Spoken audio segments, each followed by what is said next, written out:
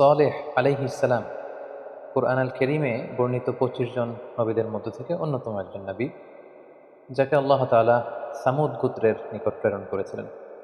এবং সামুদ গোত্রটি হচ্ছে একটি আরব গোত্র, অর্থাৎ তারা ছিল আরবি ভাষাভাষীর লোকজন। সেই হিসেবে সালেহ আলাইহিস সালাম তিনি নিজেও একজন আরবি ভাষাভাষী প্রফেট বা নবী। সামুদ গোত্রের বসবাস ছিল হিজির এলাকায়, যেটা বর্তমান সময়ে সৌদি আরবের উত্তর দিক থেকে শুরু করে Northern side of the Saudi Arabia until the Jordan border, জর্ডানের বর্ডার পর্যন্ত এই লম্বা স্ট্রেচিং এরিয়াটা, পুরো এরিয়াটাতে, দ্য এন্টার ভেসিনিটিতে এটাকে হেজের এলাকা বলে, এবং সেখানেই সামুদ গোত্রের বসবাস ছিল। আল্লাহ তাআলা সূরা হুদ ইরশাদ করছেন, ওয়া ইলা সামুদা আখাহুম সালিহা, সামুদ গোত্রের নিকট আল্লাহ তাআলা সালেহ আলাইহিস সালামকে নবী করে প্রেরণ করেছেন। এবং সূরাতুল হিজর আল্লাহ তাআলা ইরশাদ করছেন, ওয়ালাকাদ কাযযাবা আসহাবুল হিজরিল মুরসালিন, আসহাবুল হিজর অর্থাৎ হিজর এলাকায় যারা বসবাস করত তারা রাসূলদেরকে অস্বীকার করেছে। এবং হিজর এলাকায় বসবাস করতে এই সামুদ গোত্র।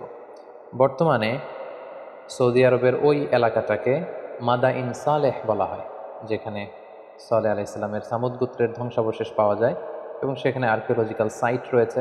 কেউ কেউ বলছেন এখানে প্রত্নতাত্ত্বিক যেই ধ্বংসাবশেষ রয়েছে এগুলো হচ্ছে নাবাতিন একটা নেশন ছিল তাদের। কোনো কোনো গবেষকদের দাবি যে না, এটা হচ্ছে সামুদ গোত্রের যে ধ্বংসাবশেষ, এটাই হচ্ছে সেই সেই ধ্বংসাবশেষ।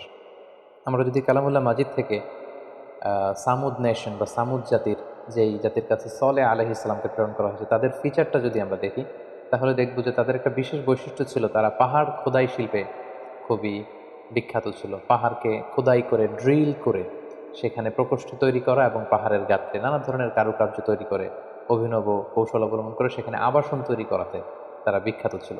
এবং আল্লাহ তাআলা ইরশাদ করছেন, ওয়াযকুরু ইয জাআলাকুম খুলাফা মিন বা'দি আদ, সামুদ গোত্রকে আদ গোত্র ধ্বংস করে দেবার পর তাদেরকে সেখানে স্থলাভিষিক্ত করা হয়েছে। ওয়া বাওয়াআকুম ফিল আরদ, এবং আল্লাহ তাআলা সামুদ গোত্রকে এই পৃথিবীতে প্রতিষ্ঠিত করেছে। তাত্তাখিযুনা মিন সুহুলিহা কুসুরা, তারা খুব সহজেই পাহাড়কে ডিজাইন করে সেখানে তারা ঘরবাড়ি বানাতো, প্রাসাদ বানাতো। তানহিতুনাল জিবালা বুয়ুতা, সহজে তারা প্রাসাদ বানাতে পারতো। আর তানহিতুনাল জিবালা বুয়ুতা, তারা পাহাড়কে ড্রিল করে কেটে কেটে তারা সেখানে ঘর নির্মাণ করত। তাহলে এটা একটা ফিচার আমরা পেলাম। এবং এই কথাটাই সূরাতুল ফাজরে আল্লাহ তাআলা অন্যভাবে বলছেন যে ওয়া সামুদাল্লাযীনা জাবুস সখরা বিল ওয়াদ, সামুদ হচ্ছে এমন নেশন বা এমন জাতি, জাবুস সখরা বিল ওয়াদ, যারা পাহাড় কেটে কেটে উপত্যকায় ঘর বানাতো। এবং সূরাতুন নামলের 48 নম্বর আয়াতে আল্লাহ বলছেন, ওয়া কানা ফিল মাদিনাতি তিসআতু রাহতিন ইউফসিদুনা ফিল আরদি ওয়া লা ইউসলিহুন, এই সামুদ নেশনের মধ্যে 9টা সাব ট্রাইব ছিল। এই সাব ট্রাইবের লোকেরা বা এদের লিডারগুলো তারা পৃথিবীতে ফাসাদ সৃষ্টি করত, তারা কোনো ভালো কাজ এলাকায় করতো না। তাহলে বেসিকলি এই 3টি ফিচার আমরা পাই, যে তারা পাহাড় খোদাই শিল্পে পারদর্শী ছিল, পাহাড় কেটে প্রকোষ্ঠ তৈরি করত, এবং পাহাড়ের গাত্রে কারুকার্য খচিত করার অভিনব কৌশল তারা আবিষ্কার করেছিল। বিভিন্ন উপত্যকায় তারা পাহাড় কেটে কেটে আবাসন তৈরি করত। এবং পুরা সামুদ নেশনের মধ্যে 9টা সাব ট্রাইব ছিল, যারা বেসিকলি পুরো সামুদ নেশনে তারা ফাসাদ সৃষ্টি করতো, তারা কোনো ভালো কাজ করতো না, এবং এরাই বেসিকলি সালেহ আলাইহিস সালামের দাওয়াতের বিরোধিতা করেছিল। এ পর্যায়ে আমরা দেখব যে সাইয়েদনা সালেহ আলাইহিস সালাম, যাকে আল্লাহ তাআলা সামুদ গোত্রের হেদায়েতের জন্য নবী করে পাঠিয়েছিলেন, তিনি কিভাবে দাওয়াত দিয়েছেন। সব নবীদের যেমনি তাওহীদের দাওয়াত ছিল, সালেহ আলাইহিস সালামও সামুদ গোত্রের কাছে তাওহীদের দাওয়াত দিয়েছেন। আল্লাহ তাআলা বলছেন, ওয়া ইলা সামুদা আখাহুম সালিহা, সামুদ জাতির কাছে আল্লাহ তাআলা সালেহ আলাইহিস সালামকে নবী করে পাঠিয়েছেন। ক্বালা ইয়া কওমি আবুদুল্লাহ মা লাকুম মিন ইলাহিন গায়রু, তিনি বলেছেন, হে সামুদ গোত্র, তোমরা কেন এক আল্লাহ ছাড়া অন্যের ইবাদত করো? তোমরা এক আল্লাহর ইবাদত করো, আল্লাহ ছাড়া কোনো ইলাহ নেই। হুয়া আনশাআকুম মিনাল আরদ, তিনি মাটি থেকে তোমাদের তৈরি করেছেন।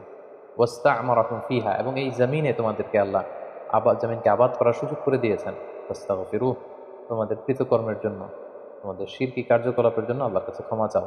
সুম্মা তুবু ইলাইহি, আল্লাহর দিকে তোমরা ফিরে আসো। ইন্না রাব্বি করিবুম মুজিব, নিশ্চয় আল্লাহ তাআলা তিনি তোমাদের অত্যন্ত নিকটে, ডাক দিলেই তিনি ডাকে সাড়া দেন। তিনি তোমাদের খুবই কাছে, এবং তিনি মুজিব, ডাকলেই তার ডাকে তিনি সাড়া দিয়ে থাকেন। তাহলে এভাবে সব নবীদের দাওয়াতি মিশন ছিল তাওহীদ, আমরা বলেছি। উনিও এই তাওহীদের দাওয়াত সামুদ গোত্রের কাছে পেশ করলেন। সূরাতুশ শুআরার 43 নম্বর আয়াতে আল্লাহ তাআলা আরও বলছেন যে কিভাবে তিনি দাওয়াত দিতেন সামুদ গোত্রের কাছে। ইদ ক্বালা লাহুম আখুহুম সালেহ আলা তাত্তাকুন, তিনি বলেছেন যে হে সামুদ গোত্র, তোমরা কি আল্লাহকে ভয় করবে না? ইন্নী লাকুম রাসূলুন আমিন, আমি আল্লাহ তাআলার পক্ষ থেকে বিশ্বস্ত রাসূল হয়ে তোমাদের কাছে প্রেরিত হয়েছি। ফাত্তাকুল্লাহ, তাই তোমরা আল্লাহকে ভয় করো। ওয়া আতিউন, আর আমি রাসূল হিসেবে আমার আনুগত্য করো। ওমা আসআলুকুম আলাইহি মিন আজর, আমি তো কোনো প্রতিদান তোমাদের কাছে চাচ্ছি না। ইন আজরিয়া ইল্লা আলা রাব্বিল আলামিন, প্রতিদান নেব আমি আল্লাহর কাছে। আতুতরাকুনা ফিমা হাহুনা আমিনিন, তোমরা কি ভাবছো এখন যে আরামায়েশে তোমরা আছো তোমরা এভাবেই থাকবে, কেউ তোমাদের পাকড়াও করতে পারবে না? ফি জান্নাতিন ওয়া উয়ুন, আল্লাহ তাআলা তোমাদেরকে অনেক বাগান দিয়েছেন, ঝর্ণা দিয়েছেন, নদী দিয়েছেন, ওয়া ঝুরু, এবং তিনি চাষযোগ্য অনেক জমি দিয়েছেন, ফসল তোমাদেরকে দিয়েছেন। ওয়া নাখলিন তালউহা হাদিন, আর থোকায় থোকায় ডাল ভর্তি খেজুর গাছে খেজুর তিনি তোমাদেরকে দিয়েছেন। অর্থাৎ নাজ নেয়ামতের যত উপকরণ হতে পারে সব তিনি তোমাদের দিয়েছেন।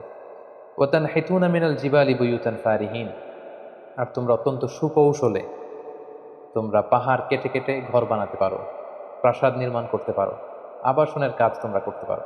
এই নাজ নেয়ামত যে আল্লাহ তাআলা তোমাদেরকে দিয়েছেন, তোমরা সে আল্লাহর আবাদতের দিকে ফিরে আসো, তার কাছে ক্ষমা চাও, এক আল্লাহর দাসে পরিণত হও। তাহলে বেসিকলি আমরা দেখলাম যে সব নবীদের দাওয়াতি যে পদ্ধতি ছিল, সাইয়েদনা সালেহ আলাইহিস সালামও ঠিক একই পদ্ধতিতে তিনি সামুদ গোত্রের কাছে তাওহীদের বাণী দাওয়াতের বাণী তিনি পেশ করেছেন। সম্মানিত সুধী, এ পর্যায়ে আমরা দেখব যে সালেহ আলাইহিস সালাম সামুদ গোত্রকে যখন এক আল্লাহর ইবাদতের দাওয়াত দিয়েছেন, তখন তার স্বগোত্রের লোকেরা কি রেসপন্স করেছিল সে কথাও আল্লাহ তাআলা কালামুল্লাহ মাজিদে ইরশাদ করছেন। ক্বালু ইয়া সালিহু ক্বাদ কুনতা ফীনা মারজুওয়ান ক্বাবলা হাযা, তিনি যখন তাওহীদের দাওয়াত কওমে সামুদকে দিলেন, সামুদ জাতিকে দিলেন, তারা তখন তাচ্ছিল্যের সুরে বলতে আরম্ভ করলো, হে সালেহ, তোমাকে নিয়ে তো আমাদের অনেক আশা ভরসা ছিল, তুমি তো আমাদের এলাকার সবচেয়ে ভালো ছেলে ছিলে, তুমি অনেক কিছু করবে ভেবেছিলাম, তোমাকে নিয়ে অনেক আশা ভরসা আমাদের ছিল, কিন্তু তুমি এগুলো কি শুরু করলে? তুমি কিসের দাওয়াত দিচ্ছ? আতানহানা আন না'বুদা মা ইয়া'বুদু আবাউনা, আমাদের পিতৃপুরুষরা যে ইবাদত করতো, যে মূর্তির পূজা করতো, সেটা থেকে তুমি আমাদেরকে বারণ করতে এসেছো। ওয়া ইন্নানা লাফি শাক্কিম মিম্মা তাদউনা ইলাইহি মুরিব, আর তুমি যে দাওয়াত দিচ্ছ আমরা সে দাওয়াতে বিশ্বাস করি না, আমাদের ডাউট হয়, সন্দেহ হয়, তোমার কথা আমরা মেনে নিতে পারছি না। এভাবে তাচ্ছিল্যের সুরে তারা সাইয়েদনা সালেহ আলাইহিস সালামের কথাকে প্রত্যাখ্যান করেছে।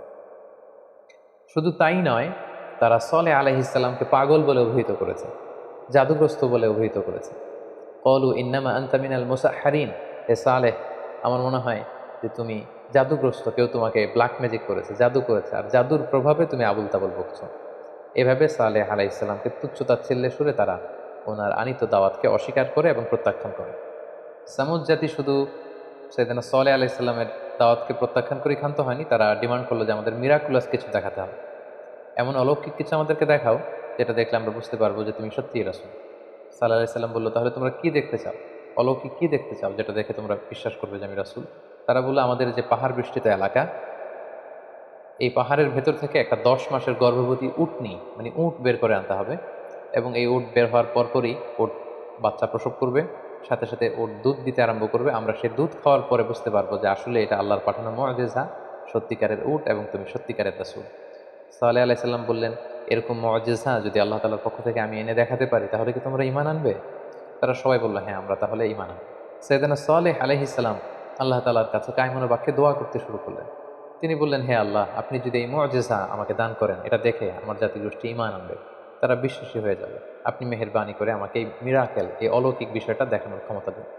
আল্লাহ তাআলা জানিয়ে দিলেন যে, হে সালেহ, আমি এই মিরাকেল দেখাবো, কিন্তু এরপরে যদি তোমার জাতিগোষ্ঠী ঈমান না আনে, তাহলে কিন্তু আমি সমূলে তাদের সবাইকে ধ্বংস করে দেব।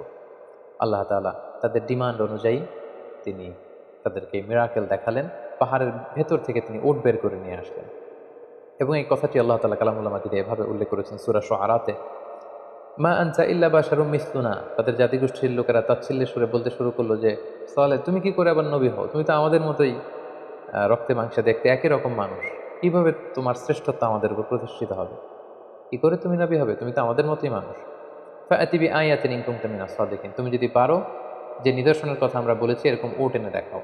আল্লাহ তাআলার আদেশে হঠাৎ মুহূর্তের মধ্যেই পাহাড় ফেটে বিকট আওয়াজে একটি উটনি বের হয়ে আসলো, এবং এসেই মুহূর্তে সেই উটনিটি বাচ্চা প্রসব করলো এবং দুধ দিতে আরম্ভ করলো, এবং এত পরিমাণে দুধ দিতে আরম্ভ করলো যে এটা দ্য এন্টায়ার ভিলেজ, পুরো গ্রামবাসীদের জন্য সে দুধ যথেষ্ট হলো। আল্লাহ তাআলা এ ব্যাপারে উল্লেখ করছেন, ওয়া ইয়া কওমি হাযিহি নাকাতুল্লাহ, সাল্লাল্লাহু আলাইহি সাল্লাম বললেন, এই যে তোমরা মিরাকেল চেয়েছিলে, নিদর্শন চেয়েছিলে, এই হচ্ছে নিদর্শন।